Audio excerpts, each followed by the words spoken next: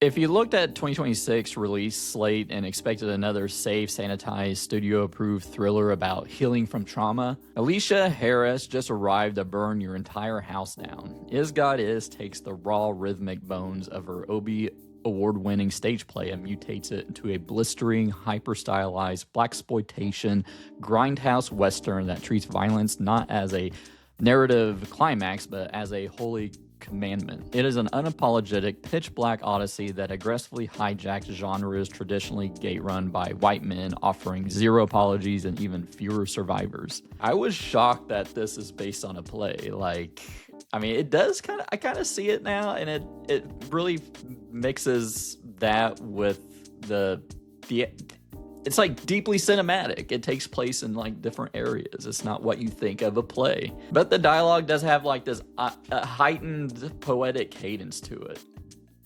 It is a stage play. But Harris, she drenches that screen with a grotesque atmospheric world building of a spaghetti western mixed with Denis Villeneuve's Dune. It's hot, dusty, and visually suffocating. Cara Young completely just commands every frame she's in. She's like lightning as Racine, anchoring the film's externalized white-hot rage. You contrast that with the performance of Mallory Johnson's Anaia, who plays a quiet, apprehensive counterweight to her. Their sisterly bond feels intensely real, making the surreal world around them work. And Sterling K. Brown, he's in it. He's not in it until the end, but he's a legend and everything.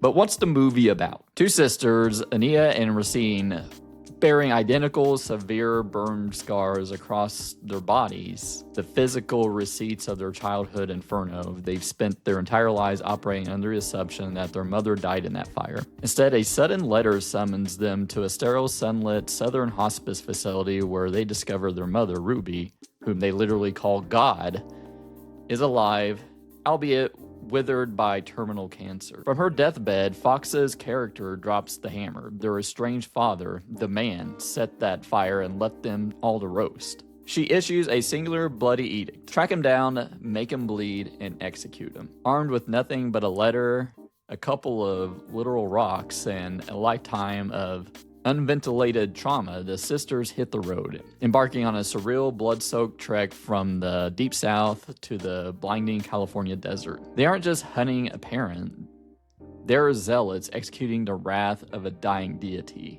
cutting through an increasingly bizarre, heightened world of colorful, dangerous side characters where every single stop on the map demands a pound of flesh. Aleshea Harris apparently fiercely guarded her featured directorial debut. She is backed by Orion and Amazon MGM, but refused to let Hollywood dilute her text and retain that rhythmic cadence of her off-Broadway play. And there's a lot of burn victims in this, and I thought the practical effects were incredible. Vivica A. Fox endured 4 hours of prosthetics daily, but focused heavily on the psychological mirroring of the twin designs. You have Anaia, who has all the scar tissue on her face, and visually she's scarred, but locks her trauma inward. While Racine, her face is pretty clear, but her heavily scarred body internalizes her role as the aggressive shield. And then you got Sterling K. Brown as the man, their father that tried to burn them. And it's a deeply toxic villain role. Sterling K. Brown is a phenomenal actor, and he's a pretty big A-list actor, I would say. And he dives into the fucking gutter with this character. And that's without any sort of sympathy or redeeming arc to him. It's actually a pretty brave performance from him. And there's a rejection of the perfect victim. We see Vivica A. Fox as their mom, aka God. And it just rejects that standard tearful matriarchal blessing. She is full of fire, no pun intended, with a cold transactional demand for a homicide for her daughters. In the journey, it's a road trip. It's a chapter-like structure early in Act 2 as they track their father's old acquaintances. This is how you learn about him as time goes and how much of a piece of shit he is. It is a road trip, and it's sort of like an open road freedom typical of Westerns. You have like the suffocating claustrophobic framing of the sisters inside their transit spaces. They aren't exploring America, they're hunting through it. They're going from the humid shadow deep south to the blinding, overexposed California desert at the end of the movie. The desert sequence shouldn't feel beautiful, but it needs to feel bleached, hostile, and clinical, matching that synthetic paradise the man built for himself at the end. And, I mean, the violence and how they go about it,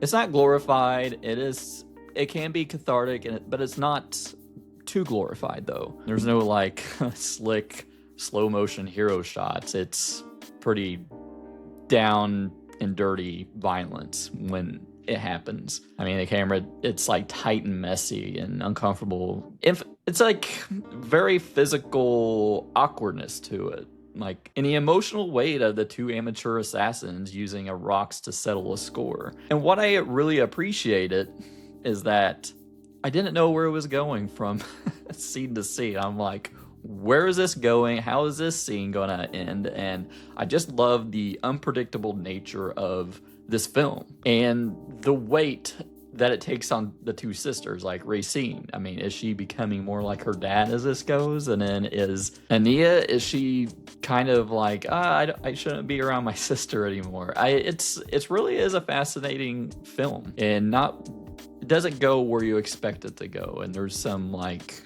twists and turns.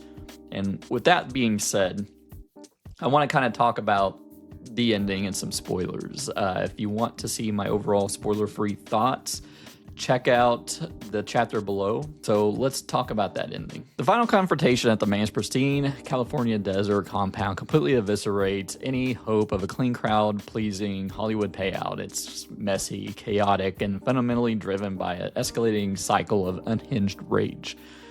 Before the twins even breach the house, they cross paths with the new wife, Angie, played by Janelle Monáe, who is quietly fleeing her husband's hidden terror. Instead of a moment of shared solidarity against the shared abuser, a tense argument escalates until Racine, completely consumed by her externalized anger, murders Angie right there in the driveway. From there, the violence turns domestic and deeply uncomfortable. The twins encounter their younger half-brothers who mistake them for birthday performers. Strippers. The moment one of the boys hurls a demeaning comment at Anaia's facial scars, Racine snaps, brutally killing one brother and then later the other one. But she gets knocked unconscious in the process.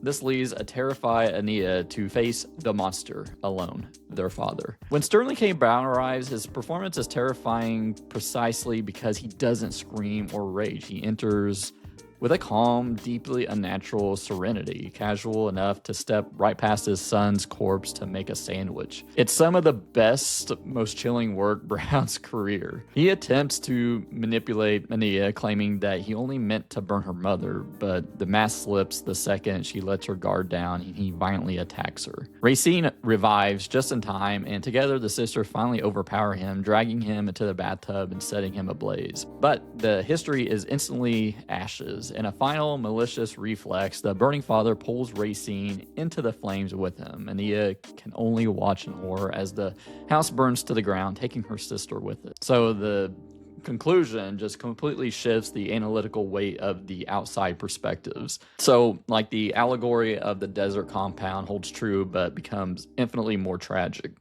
The man's pristine new life wasn't just an illusion of his past victims, it was an active prison for his new family, as evidenced by Angie's desperate attempt to escape. The twins don't just act as serpents destroying a fake paradise, they become a wildfire that consumes the innocent and the guilty alike, leaving nothing but a blackened crater where the family used to be. The ending serves as the ultimate indictment of their mother, Ruby. Also, God. Her commandments didn't lead her daughters to justice or liberation. They led them into a meat grinder. The mission successfully eradicated the monster, but it demanded the total sacrifice of the daughter who loved the violence most, proving that Ruby's divine decree was a suicide pact from the very beginning. The core contrast between the sisters reaches a devastating conclusion. I mean, Racine, who externalized her psychic wounds through absolute aggression is ultimately consumed by the very element that defined her childhood trauma, the fire. Her rage allowed them to survive the journey and execute the monster, but the same rage made her reckless, ensuring she couldn't survive the piece. While Racine represents the tragedy of being consumed by the fire, Anaia represents the profound and lonely burden of the remaining survivor. She never wanted the violence. She participated strictly out of fierce loyalty to her twin. The film leaves her entirely isolated. Her mother is dead, her father is executed, and her protector is gone. The ending replaces the cycle of dominance with a fragile note of generational healing, as Anaia narrates the final moments, speaking to her own daughter about the aunt she will never meet. The film hints at a painful break in the chain. The past couldn't be outrun by their father, and it couldn't be cleanly resolved by Racine's bloodlust. The true survival belongs to Anaia, who has to carry the scars forward and build a future out of the collateral damage of revenge. Is God Is a towering, uncompromising piece of modern Gothic cinema that refuses to hold your hand or offer you a comforting cinematic high five. It is a visual and emotional lightning strike fueled by powerhouse performances from Cara Young and Mallory Johnson, and anchored by a brilliantly unsettling turn from Sterling K. Brown. It dares to show that revenge is a hollow, devastating currency that takes far more than it gives, but if you want a bold, rhythmically poetic, and fiercely original thriller that looks into the absolute center of generational trauma without blinking, this is essential viewing.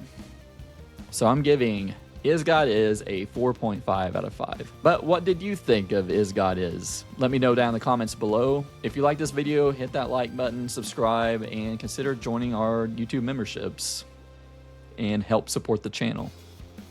And it's got exclusive videos there. Check out one of these videos by my head. Thanks for watching, and I'll see you next time.